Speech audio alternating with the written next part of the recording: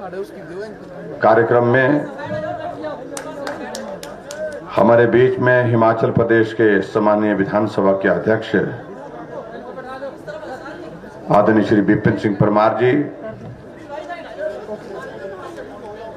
कांगड़ा चंबा लोकसभा क्षेत्र के हमारे लोकप्रिय सांसद आदरणीय श्री किशन कपूर जी, हमारे बीच में चीफ विप और भटियार विधानसभा क्षेत्र के लोकप्रिय विधायक भाई विक्रम सिंह जरयाल जी,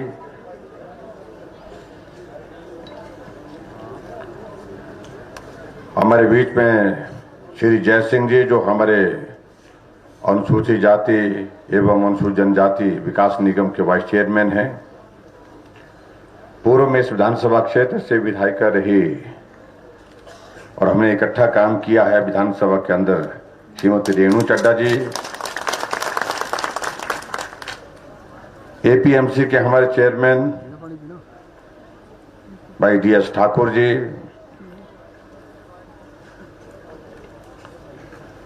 ब्लॉक समिति की चेयरपर्सन सुश्री कंगना जी, नगर परिषद की अध्यक्षा रानी शर्मा जी, पार्टी के हमारे अध्यक्ष श्री जसवीर नागपाल जी, मंडल के अध्यक्ष Vijay ji, deputy commissioner Chamba Shri DC Rana ji, इनके साथ सभी अन्य विभागों के अधिकारीगण, पार्टी के हमारे सभी पदाधिकारी, पंचायती राज संस्थाओं के सभी चुने हुए प्रतिनिधि, उपस्थित भाइयों बहनों और नौजवान साथियों, पत्रकार मित्रों,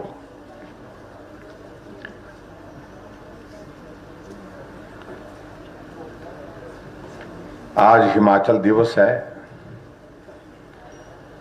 और हिमाचल प्रदेश को अस्तित्व में आए आज 75 साल हुए।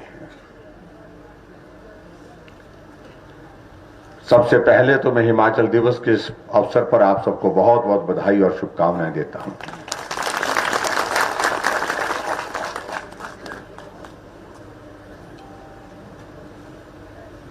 इन 75 वर्षों में हिमाचल ने हर क्षेत्र में प्रगति की है।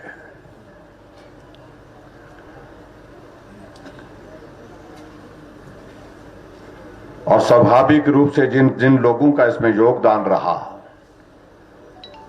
चाहे वो नेतृत्व की दृष्टि से रहे, चाहे वो व्यक्तिगत रूप से समाज के प्रतिनिधि रहे,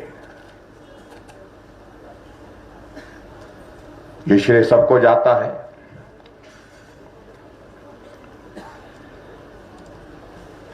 और आज हमारे लिए और भी प्रसन्नता का विषय है कि हिमाचल दिवस का हमारा राज्य स्तरीय कार्यक्रम इस बार हमारा जो विशेष जिला है, एस्पिरेशनल डिस्ट्रिक्ट है, जहां हम प्रदेश से भी मदद करते हैं, केंद्र से भी विकास के लिए मोदी जी मदद करते हैं, चंबा में किया गया। इसके लिए मैं आप सबको बहुत बहुत बधाई देता हूं। बहुत सारी बातों को लेकर के आज बात करने का मन है, लेकिन समय की कमी है, इसलिए मैं बहुत लंबी बात करने के लिए किसी और दिन आऊंगा।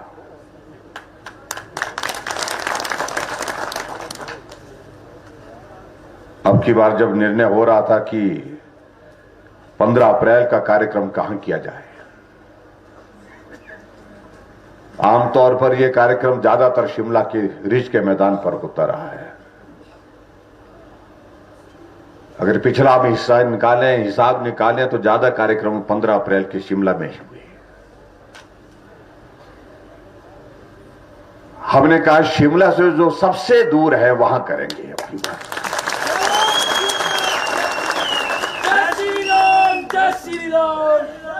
और दूर का जब नापने लगे तो उसमें चंबा नंबर 1 पर आया। हमने कहा भाई चंबा करेंगे।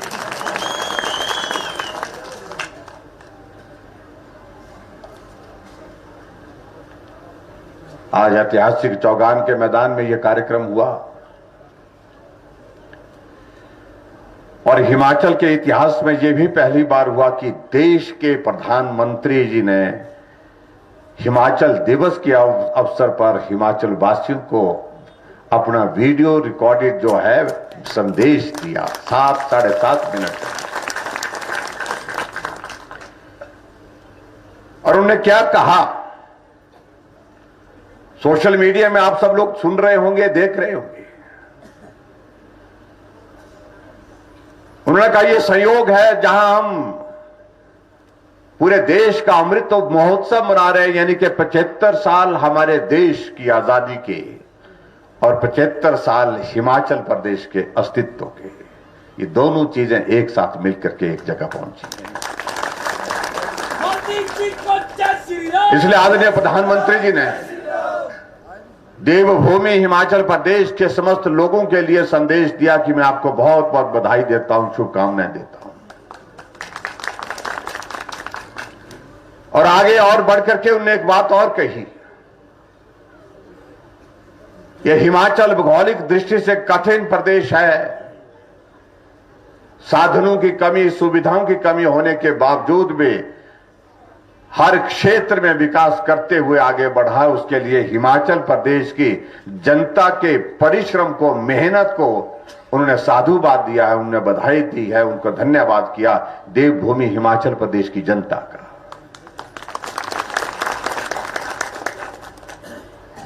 और उसके पश्चात उन्होंने ये भी बात कही कि मुझे इस बात की भी प्रसन्नता है कि हिमाचल प्रदेश में हमारी सरकार के नेतृत्व में बहुत अच्छे कार्य हो रहे हैं।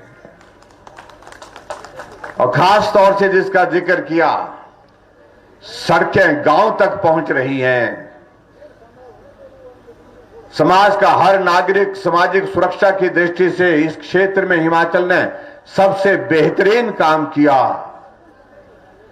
कोरोना के इस दौर में हिमाचल प्रदेश में बहुत अच्छा काम किया। और इसलिए उन्होंने कहा कि हिमाचल के विकास के लिए डबल इंजन की सरकार का बहुत बड़ा सहयोग मिला है। और मैं इस बात के लिए आप सबके माध्यम से आदरणीय प्रधानमंत्री जी का आभार व्यक्त करता हूं। कुछ लोग कहते हैं कि डबल इंजन का मतलब क्या होता है, कुछ लोग ऐसे कहते हैं कि इंजन तो फेल हो गया। फेल तो उनके इंजन हो गए, और कुछ तो ऐसे प्रदेश है जहां उनका इंजन चला ही नहीं।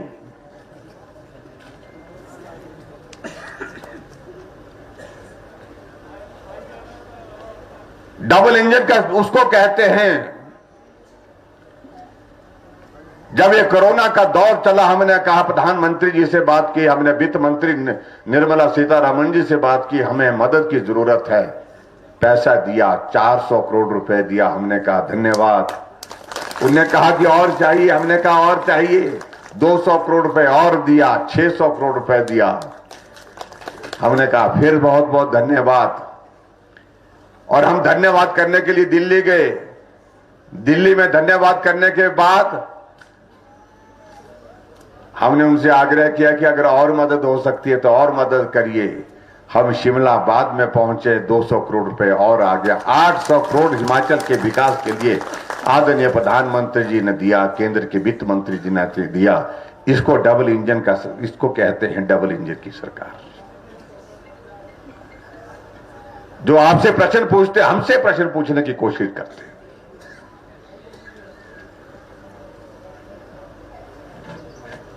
हमने कहा हिमाचल प्रदेश एक पर्यटन की दृष्टि से एक बहुत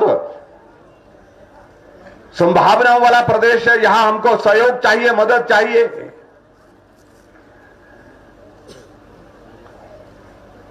हमने कहा प्रदेश सरकार के संसाधनों से संभव नहीं है कि हम हिमाचल प्रदेश में पर्यटन को और तेजी से आगे बढ़ा सके।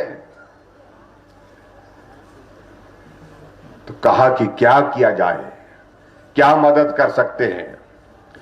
हमने कहा मदद करिए। हमने एडीबी का प्रोजेक्ट स्वीकृति के लिए भेजा है, वो यहां केंद्र में रुका पड़ा हुआ है, छोटी छोटी बातों के कारण रुका पड़ा हुआ है। हम चाहते हैं कि आपकी मदद, आपका आशीर्वाद हो और हमें वो प्रोजेक्ट स्वीकृत हो करके हमको प्रदेश के विकास के लिए मिले। और प्रधानमंत्री जी के कार्यालय से संदेश जाता है, वित्त मंत्री जी के कार्यालय से संदेश जाता है, और हमारा 2100 करोड़ रुपए का टूरिज्म का प्रोजेक्ट सैंक्शन हुआ, एडीबी का। इसे डबल इंजन का सरकार कहते हैं। जो हमसे परिभाषा पूछते हैं, जो हमसे पूछते क्या होता है,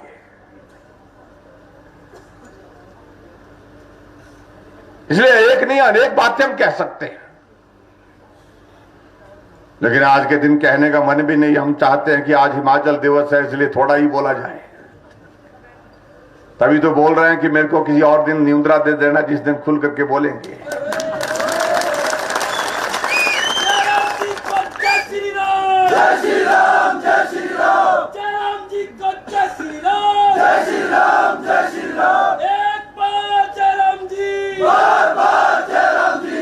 हमें कहा जा रहा था कुछ नहीं हुआ, बोलते हैं कुछ भी नहीं हुआ।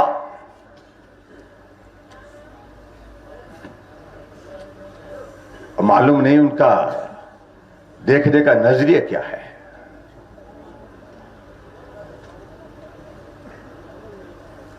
जो बुजुर्ग घर के कोने में पड़े हुए, जो बुजुर्ग घर के कोने में पड़ करके उनकी आवाज भी जो है दूसरे लोग जो उसका जवाब तक नहीं देते, हमने उन बुजुर्गों के लिए 60 साल से ऊपर सभी बुजुर्गों के लिए पेंशन का प्रावधान किया।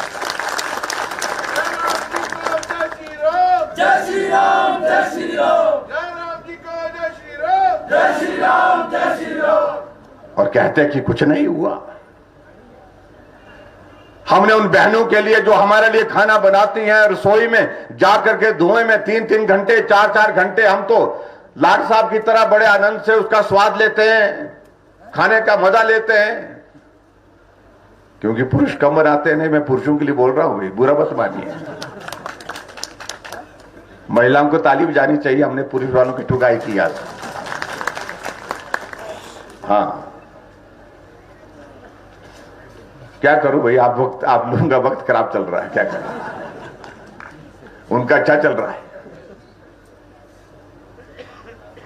और सच्चाई तो यह है कि आजकल हमारे कार्यक्रमों का हिस्सा बन गया। हम देखते हैं कि महिलाओं की संख्या जितने पुरुष होते हैं उसी तरह से होती है। एक जमाना यह होता था, हम जो है पुरुष क्या करते थे, जब मुख्यमंत्री या मंत्री आ रहा होता था कि हुक्म कर देते थे शाम को ही, कल सवेरे मुख्यमंत्री आ रहे हैं, हमको कार्यक्रम में जाना है, जल्दी से खाना बना करके तैयार करना। अब उल्टा हो गया, अब महिलाएं बोलती है कल मुख्यमंत्री जी आ रहे हैं, आप घर में रहिए, हमने कार्यक्रम में जाना है।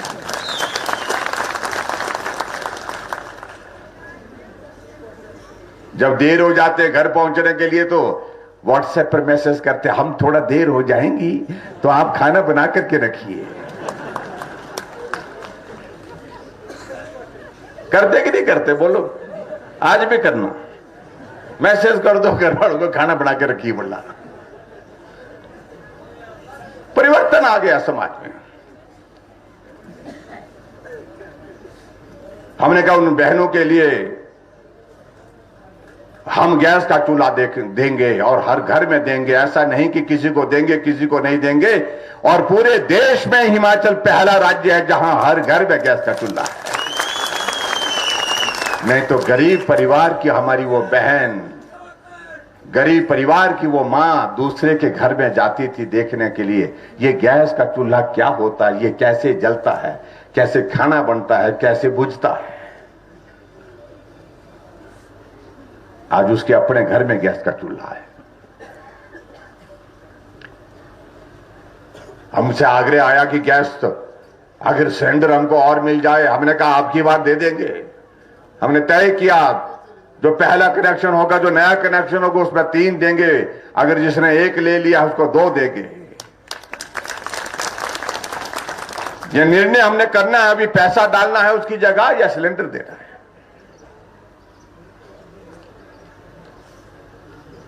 और फिर भी बोल रहे हैं कांग्रेस की जय, हमने क्या किया, तुमने एक गैस का चूल्हा भी दिया, तुमने तो धुआं ही दिया जिसको भी दिया जिंदगी भर में। माताओं बहनों को तो मिला ही मिला धुआं, वो ये तो झेलती रहती है, लेकिन लोगों को भी धुआं ही देते रहे। ये है कांग्रेस पार्टी। पर आजकल तो सल ये है कि भाई उनको धुआं ऐसा दिया है लोगों ने, उत्तर प्रदेश में चुनाव हुए तो बीज खत्म हो गया, जिसको हमारे बोलते हैं ना कि बेजा मुक्का, ऐसा पहाड़ी भाषा में बोलते हैं, आपके पता नहीं क्या बोलते हैं कि बीज खत्म हो गया, मतलब यानी कि 400 से भी ज्यादा सीटों पर 2 बचे, 2। ये स्थिति हो गई। आप अंदाजा, फिर भी हमसे पूछ रहे हैं कि जयराम तेने क्या किया? हमने तो ये किया।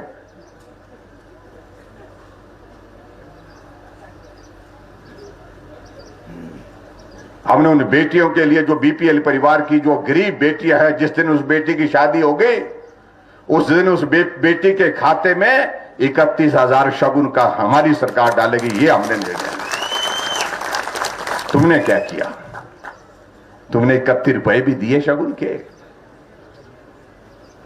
सरकार तो तुम्हारे 50 वर्षों से ज्यादा समय तक रही। 50 वर्ष आजाद भारत में, प्रदेश में हमारे अस्तित्व में आने के बाद लंबे समय तक सत्ता में रहे। कोई जवाब है इसका? जवाब नहीं है।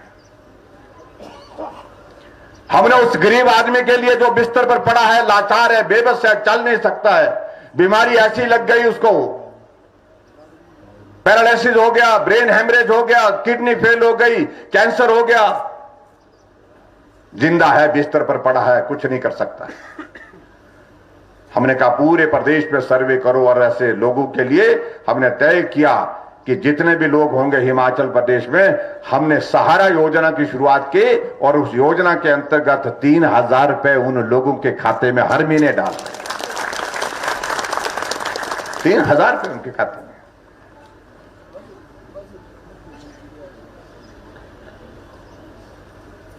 तुम लंबे समय तक सत्ता में रहे, क्या तुमने सोचा इस बारे में कि भाई वो आदमी, जो आदमी लाचार और बेबस है, अपना काम भी खुद नहीं कर सकता, उसकी देखभाल के लिए परिवार के किसी आदमी को घर के अंदर ही रहना पड़ता, उसके पास ही रहना पड़ता है।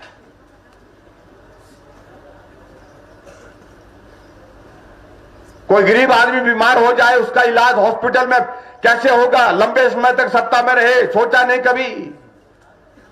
जब मैं मुख्यमंत्री बना, मैंने अधिकारियों से पूछा, मैंने कहा अगर कोई गरीब आदमी इलाज हो जाए तो उसका इलाज करने के पास उसके पास पैसा नहीं है, तो उसके लिए क्या मदद करने का हमारे पास प्रावधान है? बोलते कुछ नहीं है जी, कुछ नहीं है। हमने कहा करना होगा तो क्या होगा, कैसे करना? बहुत कठिन है जी, बोलते। हमने कहा कठिन है लेकिन करना है। इसलिए करना है कि आदमी के लिए जिंदगी से कीमती कोई और चीज नहीं है, इसलिए उस आदमी की मदद करनी है। उसका इलाज फ्री ऑफ कॉस्ट कैसे हो सकता है? और आदरणीय प्रधानमंत्री जी ने आयुष्मान भारत की देश के लिए शुरुआत की, और हमने हिमाचल प्रदेश में हिमकेयर की शुरुआत की।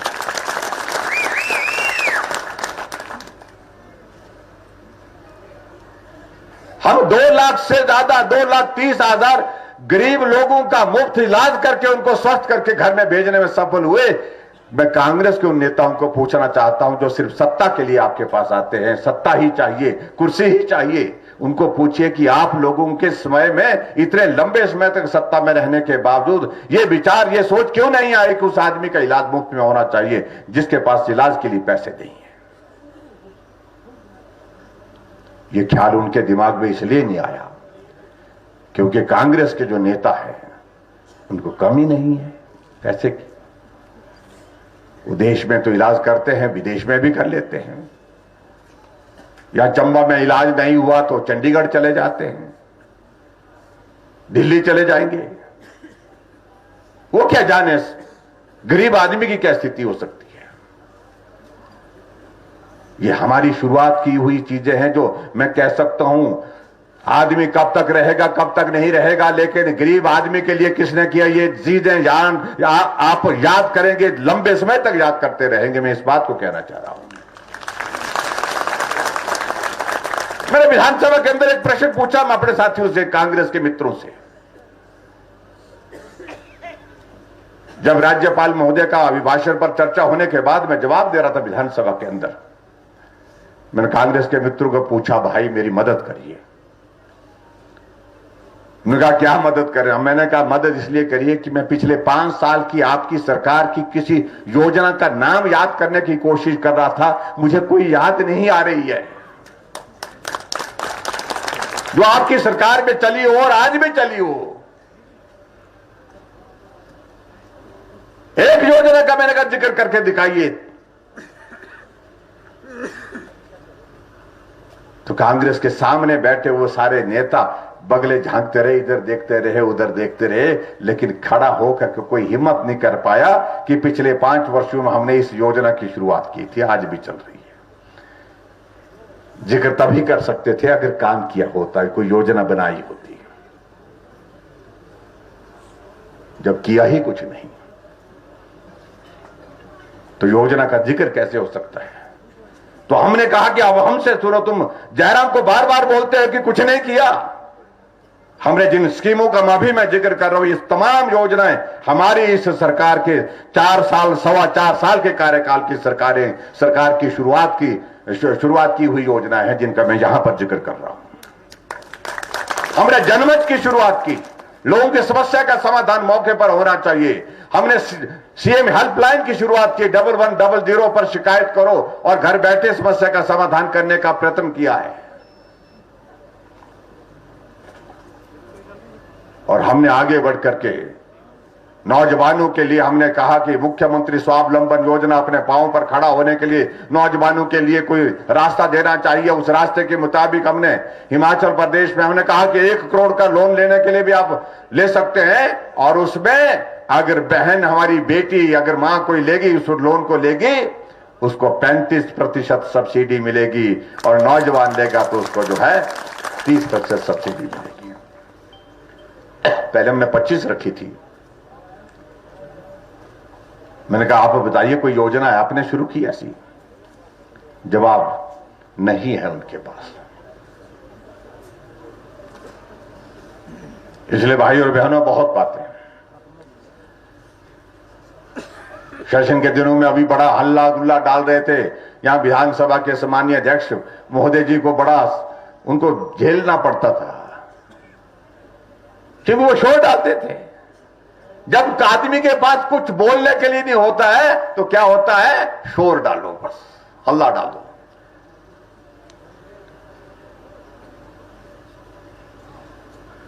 और शोर क्या डालते थे कि भाई 4 साल हो गए। हमने कहा तो क्या हुआ?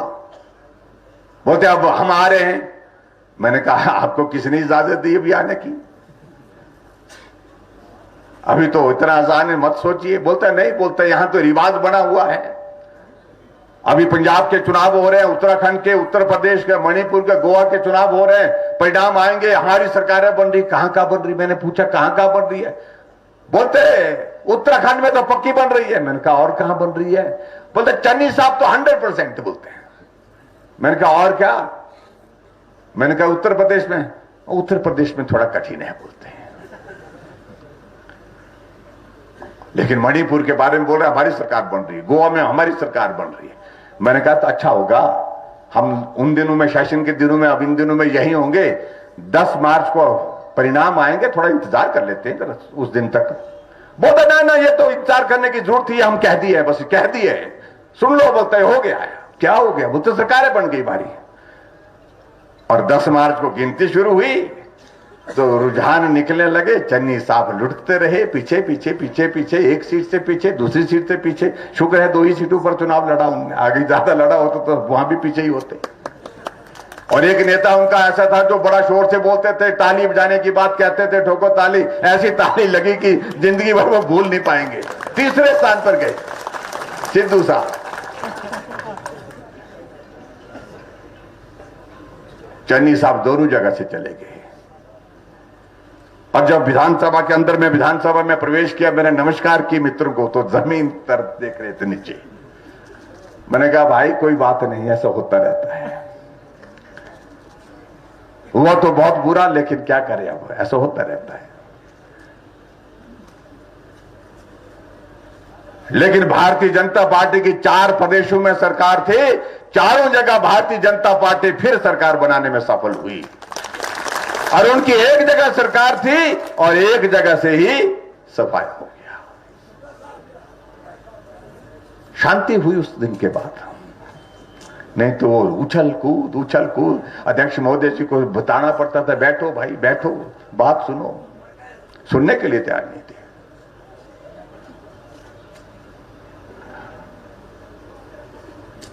और हमें कहते थे कि ये तो रिवाज बना हुआ बोलते हैं यहां पर। हमने कहा क्या रिवाज बना होता है?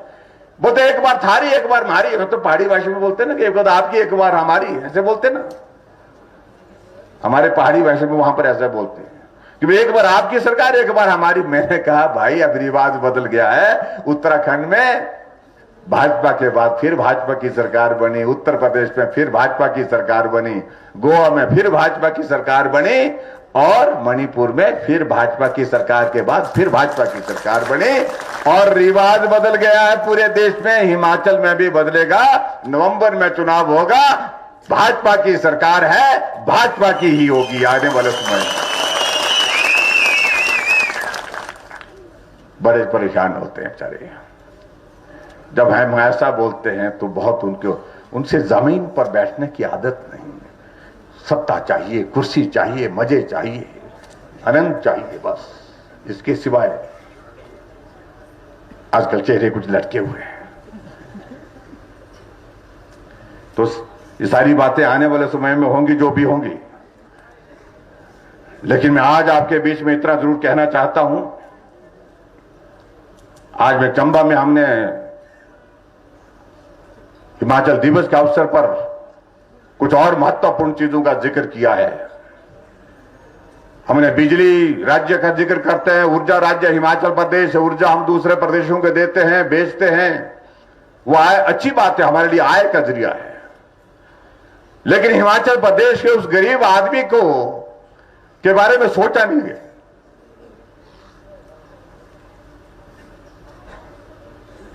और हमने निर्णय किया था 25 जनवरी को हमने हिमाचल के पूर्ण राज्यत्व दिवस पर हमने घोषणा की थी कि हम 60 यूनिट तक बिजली फ्री करेंगे। ना मीटर का पैसा लेंगे, ना सर्विस चार्जेस के 40 रुपए लेंगे, ना मीटर के 15 रुपए लेंगे।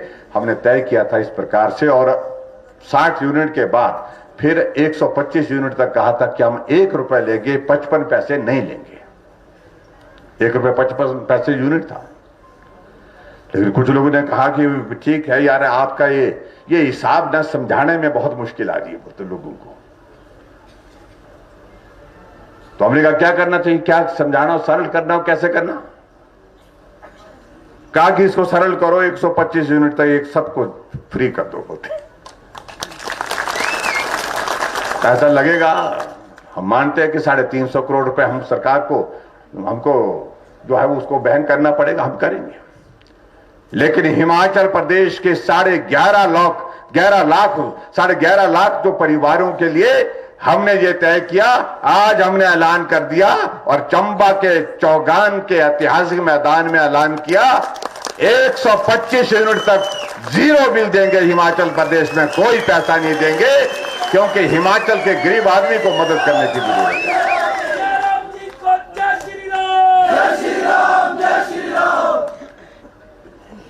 आज तक हिमाचल प्रदेश में यह कोई हिम्मत नहीं कर पाया। मेरे बारे में तो लोग बोलते हैं जयराम ठीक है, सीधा है, बहुत बोलते। मैं सीधा नहीं, टेढ़ा भी हूं।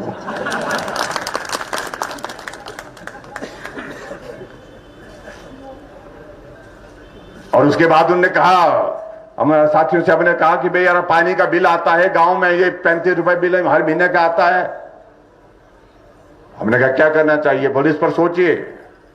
लगभग 35 करोड़ रुपए का हमारा स्टेट गवर्नमेंट के एक्सचेकर का नुकसान होगा इसमें।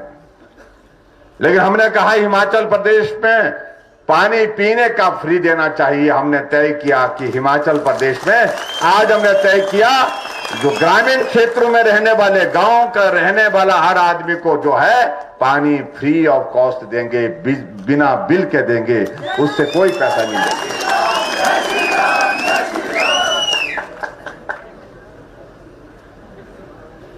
और उसके बाद आगे बढ़कर के हमने क्या और निर्णय लिया, हमारी आबादी का कुल हिस्सा जो है वो उसमें 50% महिलाओं का है, लगभग 50%। और अब की बार हमने तय किया कि महिला सशक्तिकरण की दृष्टि से और भी बहुत सारी चीजें की। हमने सेल्फ हेल्प ग्रुप के लिए 25,000 रुपए का रिवॉल्विंग फंड का इंतजाम किया, 4% पर लोन का इंतजाम किया, और भी बहुत सारी चीजें हमने। आशा वर्कर, आंगनवाड़ी वर्कर के लिए हमने उनकी सैलरी बढ़ा दी। लेकिन अब की बार आज हमने एक महत्वपूर्ण घोषणा और की कि जो हमारी माताएं बहनें हैं, जिनका हमारी आबादी का 50% हिस्सा है, कुल आबादी का 50% हिस्सा, उनसे किराया भी हम 50% ही लेंगे, आधा किराया लेंगे। बस में सफर करेंगी हमारी बहनें। पुरुष भाई ताली बजाओ आप लोग, अच्छा रहेगा। आपके बटुए से जो पैसे निकलते थे ना, कि आज मैं बाजार चली, मेरे को शॉपिंग करनी है, कोई सामान लाना भाई, तो बटुआ तो आपका ही खुलता था मेरे ख्याल में। तो आपके बटुए में से आधे पैसे बचा दिए हमने। पर इसका मतलब ये नहीं है कि आपने अपने आप कहीं आपने जाना आना छोड़ दिया, महिलाओं को ही भेजना शुरू कर दिया कि तुमको 50% किराया कम मिलेगा, तुमको, तुम चलती जाओ, तुम जाती जाओ। उनको घर में रहने का मौका ही नहीं दे। बाजार का सारा सामान उनके जिम्मे, बाजार का सारा कामकाज उनके जिम्मे, ऐसा मत कर देना कहीं। लेकिन ये 3 निर्णय मेरे आज चंबा के से ऐतिहासिक मैदान में आपके जो है वो वहां पर लिए हैं, और मैं समझता हूं कि ये ऐतिहासिक निर्णय लिए हैं।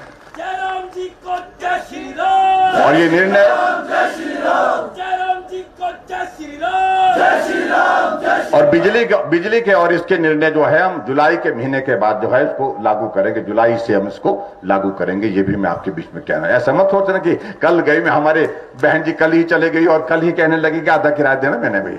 तो मुख्यमंत्री जी आए थे और उन्होंने कहा कि भाई आधा माफ है, आधा माफ होगा पक्का, जुलाई के महीने से करेंगे। क्योंकि अभी हमको सारा इसका जो है वो सेटिंग करनी पड़ेगी, सारी चीजों की सिस्टम बनाना पड़ेगा। उस सिस्टम को बनाने के लिए 1-1.5 महीने का समय लगता है, तो ये वक्त लगेगा। तो उसके बाद फिर आपको आने जाने फिर 50% ही देना आप लोगों ने।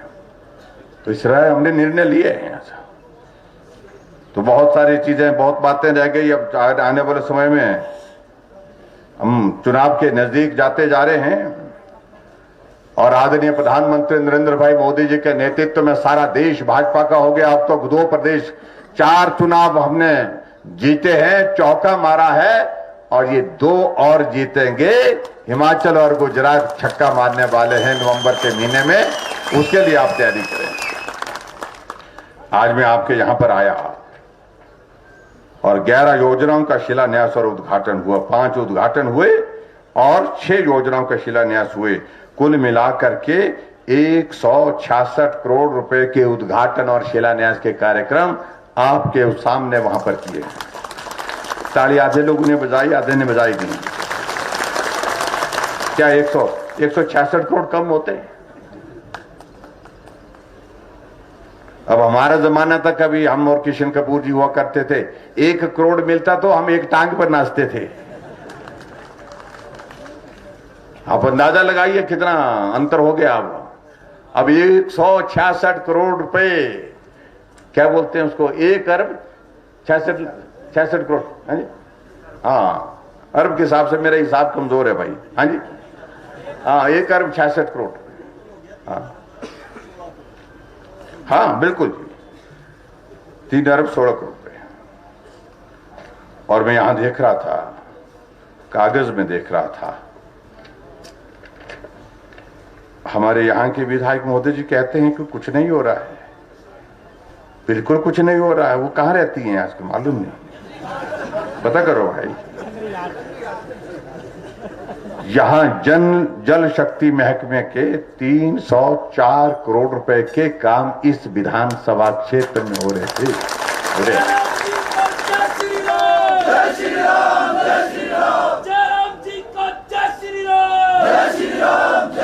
304 करोड़ रुपए के जल शक्ति विभाग में हिमाचल प्रदेश में शायद मैं कल दूसरे नंबर पर है या तीसरे नंबर पर यह विधानसभा क्षेत्र जहां सबसे ज्यादा काम जल शक्ति महकमे में हो रहा है।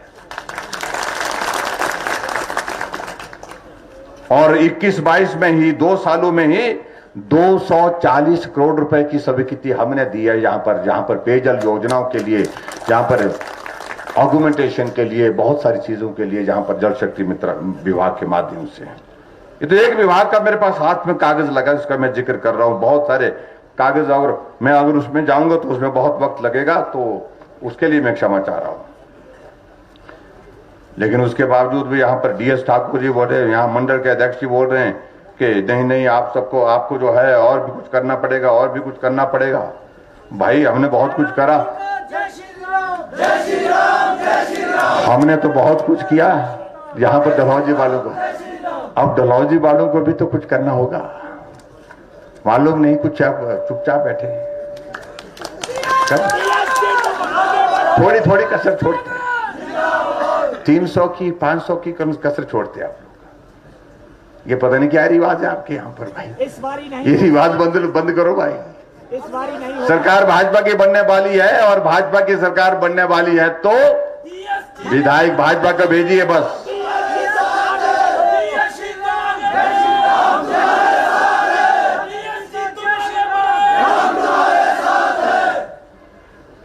यहां कुछ चीजों का जिक्र किया है। यहां पर वरिष्ठ माध्यमिक पाठशाला भांडल है, वहां पर कहा कि साइंस की क्लासेस शुरू की जाए। तो यहां भांडल में मैं साइंस की क्लासेस शुरू करने की मैं बात करता हूं, और मैं सुनिश्चित करूंगा कि साइंस की क्लासेस वहां पर शुरू हो जाएं। एक स्कूल बताया कि राजकीय प्राथमिक विद्यालय लक्कड़ मंडी है, और ये प्राइमरी स्कूल है, इसको मिडिल स्कूल बनाने की बात कही गई है, तो उसको मिडिल स्कूल बनाने की भी मैं घोषणा करता हूं। एक राजकीय प्राथमिक पाठशाला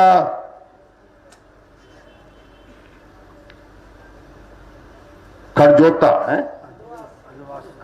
अदवास पंचायत का नाम है ना, खरजोता अदवास को, इसको भी अपग्रेड करके इसको मिडिल स्कूल बनाने की बात कही है, इसको भी मैं मिडिल स्कूल बनाने की यहां पर घोषणा करता हूं।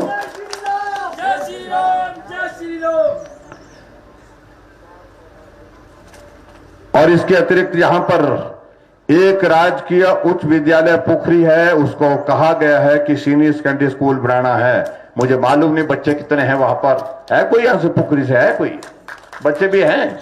कितने घर हैं? 2-4 हैं। हाँ जी, नो कोई है ही नहीं, आप तो बोल ही नहीं रहे ना कोई। अब आप जबरदस्ती क्यों हाथ खड़े कर रहे हैं? हाँ जी,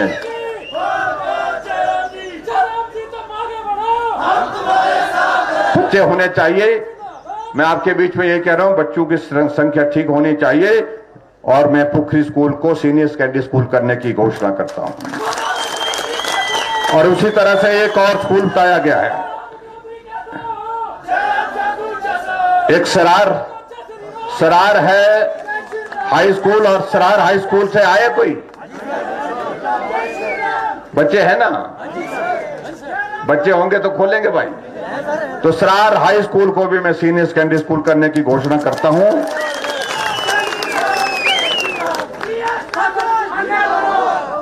और एक और बात कही गई है, एक खलो में है, ये गांव खलो में, वहां पर बताया गया है कि वहां पर स्कूल की कमी है, गांव कठिन है, और वहां पर प्राइमरी स्कूल खोलने, नया स्कूल खोलने की बात कही है, तो नया स्कूल वहां पर खोलेंगे, क्योंकि मैं समझता हूं कि यहाँ की भौगोलिक परिस्थितियां कठिन है, और कठिन परिस्थितियों में बच्चों को, छोटे बच्चों को दूर जाने में कठिनाई होती है, मुश्किल होती है, इसलिए स्कूल को भी खोलेंगे। और ये हुआ गांव खलो, ग्राम पंचायत बजोत्रा। हाँ, आगे जाकर के हम राजकीय माध्यमिक पाठशाला प्रिंगल है, कोई प्रिंगल से नहीं है, एक ये कल है वो, और कोई नहीं है प्रिंगल में, रहता नहीं कोई आदमी। अच्छा, तो वहां पर बताया गया है कि भाई वो ये मिडिल स्कूल है, उसको हाई स्कूल बनाने की बात कही है। कितने बच्चे हैं वहां पर? ये नहीं पता, नहीं है पता। हाँ जी, 40 बच्चे हैं। तो दूसरा स्कूल दूर कितना है? 10 किलोमीटर। गप मार रहे हैं आप? ठीक बात बोल रहे हैं। तो ठीक है, इस स्कूल को इस दर्जा बढ़ा करके उसको हाई स्कूल कर देंगे। और इसी तरह से आगे एक ग्राम पंचायत नहीं, राजकीय माध्यमिक पाठशाला जोड़ा से है कोई? तो है नहीं वहां पर कोई, जोड़ा से है। ये स्कीम बना के रखी है आप लोगों ने, आप जबरदस्ती उठ रहे हैं। जोड़ा में कितने बच्चे, कितना स्कूल है वहां पर? दूर कितना दूसरा स्कूल? 58 है। तो दूसरा स्कूल कितना, 2 किलोमीटर पर है? चलो झोड़ा का आधा किलोमीटर पर है, 8 किलोमीटर। तो देखो गप्पे मार रहे, एक 8 बोल रहे, एक आधा किलोमीटर बता रहा है, एक 12 किलोमीटर बता रहा है। 7-8 किलोमीटर हम हमारे पास रिपोर्ट आ जाएगी तो स्कूल को भी मैं 9.5 पूरा होने पर स्कूल को भी मैं अपग्रेड करके हाई स्कूल बनाने की घोषणा करता हूं। और एक और स्कूल है गवर्नमेंट मिडिल स्कूल सकरेरा रह गया, और सकरेरा में कोई है सकरेरा से, तो सकरेरा भी में बात कही गई है, तो है बच्चे वहां ना, तो इस स्कूल को भी अपग्रेड करके मैं हाई स्कूल करने की घोषणा कर रहा हूं। ना हो गया, पीछे मुड़ के मत देखो। हाँ जी, हाँ जी। एक बैंक की बात कही है, बैंक की शाखा खोलने की बात उन्होंने कही है, उसकी घोषणा नहीं होती है। मैं ये कहना चाह रहा हूं, भांदल में गांव भांदल में कहा कि वहां बैंक की शाखा खोलनी चाहिए कोऑपरेटिव। इसका सर्वेक्षण होता है, सर्वेक्षण के बाद रिपोर्ट होती है, उसके बाद रिपोर्ट अगर वो आएगी और आरबीआई से इसकी परमिशन लेनी पड़ती है, तब जाकर के स्कूल ये बैंक खुलता है। तो उन सारी चीजों को लेकर के मैं रिपोर्ट के अनुसार जो है कार्रवाई, एक टावर के लिए बताया गया है, यहाँ पर गांव जुतराहन, गांव मड़ो और गांव सगोटी लंगेरा, यहाँ पर टावर की सुविधा हो। इसको मैं बीएसएनएल को लिखूंगा, बीएसएनएल या किसी दूसरे को लिखेंगे, ताकि वहां पर टावर लगे। टावर लगने के बाद आपको एक जियो वालों को कह रहे हैं ये, तो उनको कनेक्टिविटी मिल सके, उस तरह से इस बात के लिए प्रयत्न करेंगे। आगे यहां पर बताया कि जो म्युनिसिपल कमेटी डलहौजी है, यहां पर सड़कों की हालत बहुत खराब है, और डलहौजी तो एक टूरिस्ट डेस्टिनेशन है, और उस दृष्टि से इसका अपना एक महत्व है। मैं इतना ही कहना चाह रहा हूं कि इस सारी चीज को लेकर के इन्होंने कहा है कि पीडब्ल्यू डिपार्टमेंट को ये दे दिया जाए, और पीडब्ल्यू डिपार्टमेंट को अगर ये दिए जाते हैं तो इसका लाभ रहेगा इसका। तो इस सड़क को ठीक करने के लिए मैं पीडब्ल्यू डिपार्टमेंट को इसके लिए यही कहूंगा कि पीडब्ल्यू डिपार्टमेंट तुरंत वहां पर एस्टिमेशन बना करके अभी बरसात के मौसम आने से पहले शहर की जो कम से कम नगर परिषद के अंदर की जो सड़क है उसको ठीक कर ले। उसको जितना भी पैसा लगेगा उसका इंतजाम करेंगे, उसका तुरंत जल्दी काम शुरू कर दें, शॉर्ट टेंडर लगा करके उसका काम शुरू करें। और इसके बाद एक जगह और आपने मांग की है, पंटा हमें मांग की है कि वहां पर भी कोऑपरेटिव बैंक खोला जाए। बैंक की मांग वहां से आते जहां पैसे होते लोगों के पास, तो इसका मतलब पैसे खूब है। लेकिन इसके लिए भी मैं यही कहूंगा कि इसकी रिपोर्ट के लिए मैं कहूंगा कोऑपरेटिव बैंक वालों को कि वो इसका सर्वे करें, और उसके बाद जो औपचारिकताएं होती हैं उनको पूरा करने की दृष्टि से आगे बढ़ करके काम करें। इसके अतिरिक्त जो है एक हेल्थ सब सेंटर है, ये आपका कहा गया कि एक गांव लवाना डेरा में, लवाना डेरा यहां पर हेल्थ सबसे, यहां पर कितना दूर है, कितना दूर है, कोई है यहां से? हाँ जी।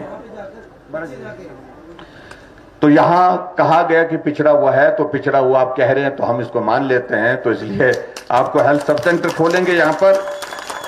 और इसी के साथ टप्पर गांव है एक, टप्पर में भी कहा गया कि भाई यहां पर भी हेल्थ सब सेंटर खोलना चाहिए, और हेल्थ सब सेंटर खोलने की यहां पर भी मैं घोषणा करता हूं। टप्पर के गांव में एक नडल और एक हेल्थ सब सेंटर नडल में खोलने की बात कही है, उसको भी मैं खोलने की घोषणा, 3 हेल्थ सब सेंटर मैं आपको यहां पर दे रहा हूं। नहीं भाई आप ज्यादा हो जाएंगे, तो बड़ा मुश्किल है भाई, बहुत कठिन हो जाएगा। हाँ जी, कहाँ? तो किलोड़, हाँ जी, तो वहां तो पीएससी भी है, तो गांव किलोड़ में भी एक हेल्थ सब सेंटर खोलने की मैं घोषणा करता हूं, और ताकि वहां पर ये सारी चीज ठीक तरह से हो सके। और एक और मैं आपके लिए गांव भड़ेला में यहां पर मांग आई है कि यहां पर पीएससी खोली जाए, तो एक पीएससी गांव भड़ेला में भी खोलने की मैं घोषणा करता हूं। भड़ेला से आया कोई?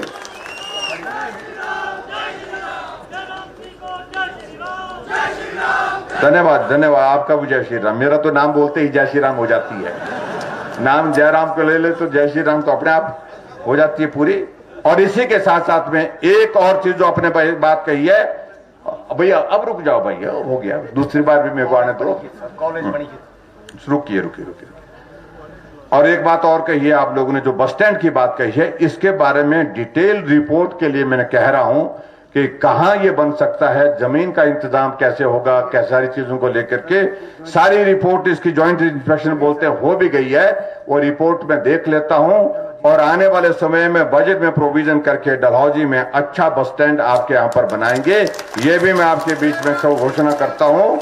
और अंत में आप सबका धन्यवाद करते हुए एक चीज को लेकर के यहां पर बताया गया है कि यहां कौन सी जगह लचौड़ी के लिए एक बात कही गई है, यहां तो या तो ये दे दो, या तो वो दे दो, या तो ऐसा करो सब लोग। ये लचौड़ी की कोई आदमी आए यहां पर? भाई ऐसा क्या झगड़ा डाल रखा हुआ आप लोगों ने? आपने इनके ऊपर इतना दबाव डाल रखा हुआ कि या तो ये करो, या तो वो करो, या तो वैसा करो, या तो ऐसा करो। बहुत दबाव डालते हैं आप लोग। लेकिन मैं एक बात कहना चाह रहा हूं, हिमाचल प्रदेश में हमने शिक्षा के क्षेत्र में एक नई शुरुआत की है, और वो शुरुआत की है हमने अटल विद्यालय की। अटल जी के नाम पर विद्यालय, ऐसे विद्यालय जहां सारी सुविधाएं उस कैंपस के अंदर होंगी, जहां हॉस्टल भी होगा, हॉस्टल के साथ साथ में टीचर्स को रहने की व्यवस्था भी होगी, और वहां पर बहुत अच्छी व्यवस्था होगी। और उस व्यवस्था को ध्यान में रखते हुए अभी तक आपके इस विधानसभा क्षेत्र में, हर विधानसभा क्षेत्र में हम एक एक देने की कोशिश कर रहे हैं, तो इस विधानसभा क्षेत्र में अभी तक अटल विद्यालय खोलने की हमने कहीं भी घोषणा नहीं की है। तो आपके लचौड़ी में अटल विद्यालय खोलने की भी मैं घोषणा करता हूं। ये बहुत बड़ा प्रोजेक्ट होता है, ये कॉलेज से कम नहीं, कॉलेज से भी बड़ा प्रोजेक्ट होता है, ये मैं आपके बीच में कहना चाहता हूं। और एक बार फिर से आज के इस कार्यक्रम में आप सब आए, आप सबका बहुत बहुत धन्यवाद। क्योंकि और इसके बाद भैया, अरे रुकिए, हाँ जी, अब नहीं बाद में करेंगे बात, अब नहीं देखिए, नहीं ये तरीका नहीं है पूछने। हाँ जी, तो बाद में कर लेंगे बात ना। सारी बातों की घोषणा मंच से नहीं की जाती है, इस बात को आपको समझना है। तो आपके इस कार्यक्रम में आप सब लोग पहुंचे, आप सबका बहुत बहुत धन्यवाद। नमस्कार, जय हिंद, जय हिमाचल। धन्यवाद।